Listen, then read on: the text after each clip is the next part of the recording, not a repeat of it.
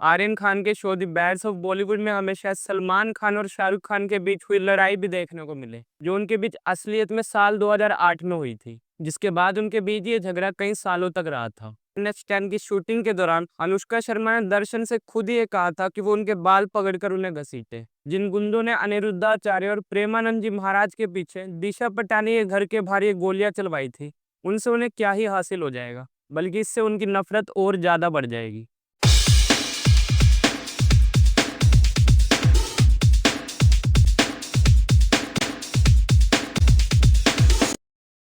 Welcome back to beat of story with अनुराग।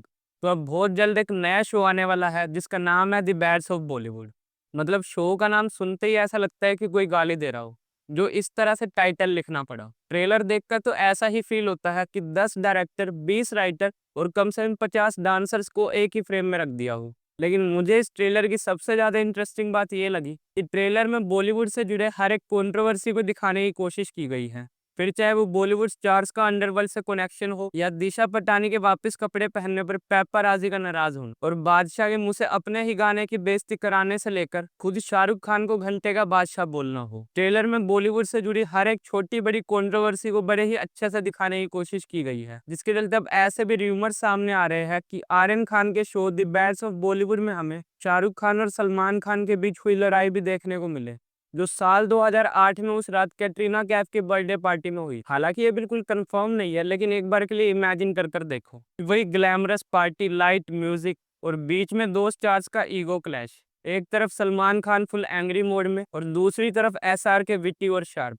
और फिर शुरू होता है वर्बल धमाका, जिसमें दोस्ती, दुश्मनी और बॉलीवुड का असली फेस सामने आ जाए। आज भी कहा जाता है कि कैटरीना कैफ की पार्टी के बाद सलमान खान और शाहरुख खान की दोस्ती के रास्ते अलग अलग हो गए थे। और अगर ये सीन सीरीज में दोबारा रिक्रिएट कर दिया गया तो भाई ये पब्लिक के लिए सिर्फ एक सीन नहीं होगा, बल्कि ये फ्लैशबैक होगा Bollywood of most controversial night. बस सवाल ये है कि मेकर्स कितनी सच्चाई दिखाते हैं और कितना मसाला ऐड करते हैं, क्योंकि असली बॉलीवुड तो वही है जहाँ रियलिटी और ड्रामे का बॉर्डर कभी क्लियर नहीं होता।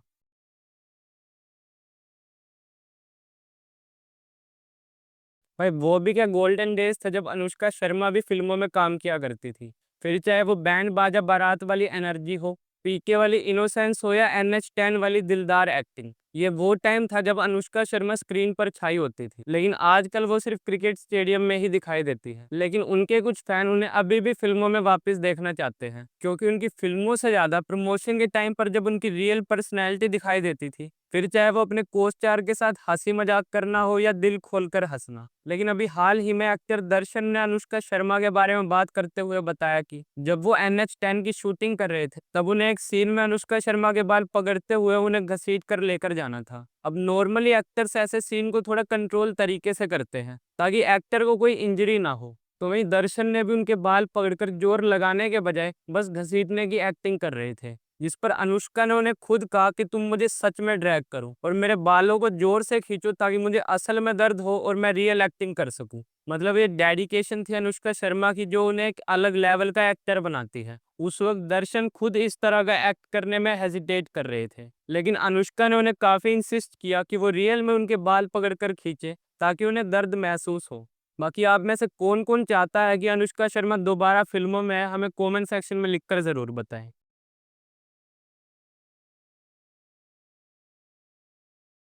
तो अभी कुछ ही दिनों पहले जो दिशा पटानी की बहन खुशबू पटानी अपनी कैंची जैसी जुबान की वजह से काफी विवादों में आई थी, अब वो दोबारा बंदूक की गोलियों की वजह से चर्चा में आ गई है। दरअसल अभी हाल ही में खबर आई है कि दिशा पटानी का जो बरेली वाला घर है जहाँ उनकी बहन खुशबू पटानी और उनका परिवार रहता है, वहाँ अभी थोड़े ही टाइम पहले फायरिंग हुई है। इसकी जिम्मेदारी खुद गैंगस्टर गोल्डी बरार ने ली है और उनका कहना है कि उन्होंने ये फायरिंग प्रेमानंद जी महाराज और अनिरुद्धाचार्य के बारे में अपमानजनक बातें करने पर चलवाई है। अब खुशबू पटानी ने जो कहा वो बिल्कुल गलत था और उनका बोलने का तरीका भी काफी अपमानजनक था। इनफैक्ट एक वीडियो में तो वो कृष्ण जी पर भी सवाल उठाते हुए उनका अपमान करती नजर आ रही थी, जो कि सरासर गलत है। लेकिन फिर भी मेरा ऐसा मानना है कि उनके घर पर किसी ने भी गोलियां चलवाई हो, फिर चाहे वो अनिरुद्धाचार्य के अपमान को लेकर हो या प्रेमानंद जी महाराज के अपमान को लेकर, लेकिन इस तरह से गोलियां चलवाकर खून खराबा कर कर कुछ हासिल तो नहीं हो सकता। इनफैक्ट जो उनसे नफरत करता है इस इंसिडेंट के बाद वो और ज्यादा नफरत करने लगेगा। तो वहीं प्रेमानंद जी महाराज जैसे संत तो खुद इन बातों का विरोध करते हैं, और संतों की तो हमेशा से ये महिमा रही है कि अगर किसी को सुधारना हो तो उन्हें डर या बल के बलबूते पर नहीं, बल्कि ज्ञान और प्रेम से सुधारा जा सकता है। बाकी इस पर भी अपनी राय हमें कमेंट सेक्शन में ज़रूर बताएं।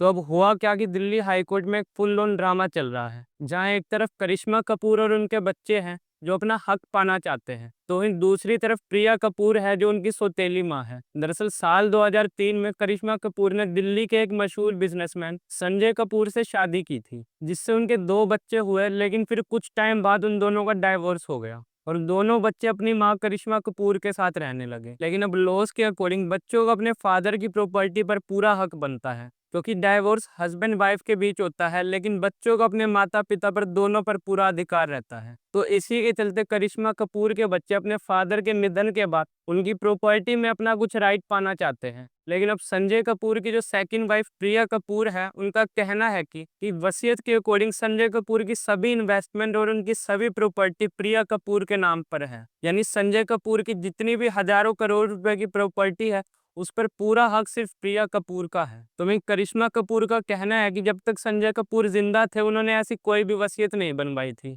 और ना ही संजय कपूर ने इसके बारे में उन्हें कभी बताया। हालांकि ये पूरा केस करिश्मा कपूर नहीं बल्कि उनके बच्चों के राइट के ऊपर लड़ा जा रहा है कि जो भी उनके बच्चों का हक है वो उन्हें मिलना चाहिए। बाकी ऐसे लेटेस्ट बी टाउन स्टोरीज के लिए चैनल को सब्सक्राइब करना ना भूलें।